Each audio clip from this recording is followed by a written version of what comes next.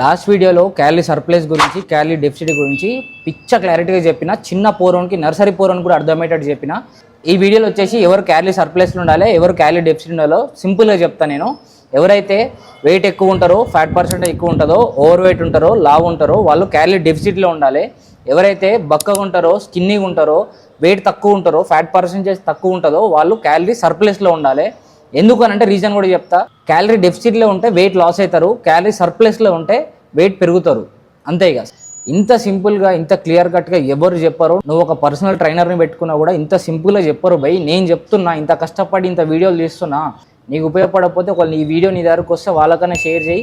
అన్న ఇదంతా కాదు, నాతో ఇదంతా కాదు, ఇవన్నీ క్యాలిక్యులేట్ చేసి నాతో కాదు, ఓన్లీ నా బాడీ వెయిట్ ఒకటే తెలుసు, దాన్ని బట్టి క్యాలరీస్ చెప్పు అని అంటే కూడా సింపుల్గా ఒక బిగినర్కి నేను నెక్స్ట్ వీడియోలో చెప్తా.